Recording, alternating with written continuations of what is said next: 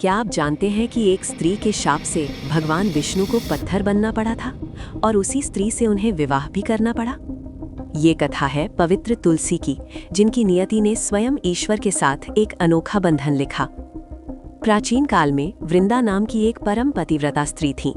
वो भगवान विष्णु की परम भक्त थीं और उनका विवाह असुरराज जलंधर से हुआ था। जलंधर को ये वरदान प्राप्त था कि जब तक वृंदा का सतीत्व अक्षुण्ण रहेगा तब तक कोई भी उसे पराजित नहीं कर पाएगा। शिव पुराण के अनुसार जलंधर के आतंक से त्रस्त होकर देवताओं ने भगवान विष्णु से सहायता मांगी। देवताओं की रक्षा हेतु भगवान विष्णु ने जलंधर का रूप धारण किया और वृंदा के सतीत्व को भंग कर दिया। जैसे ही उनका सतीत्व भंग हुआ, जलंधर युद्ध में महादेव द्वारा मारा गया।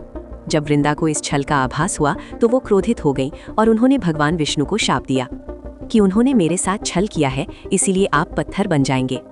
पद्म पुराण के उत्तरखंड में वर्णित है कि भगवान विष्णु ने वृंदा के शाप को स्वीकार किया और शालिग्राम के रूप में परिवर्तित हो गए।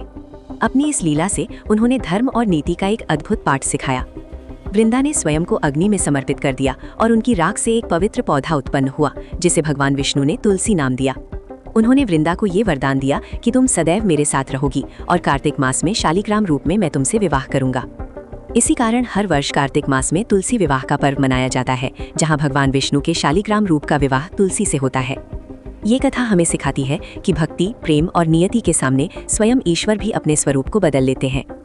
क्या ये ईश्वर के प्रेम की पराकाष्ठा नहीं है कि वे एक शाप को भी अपने भक्त के साथ जुड़ने का माध्यम बना लेते हैं?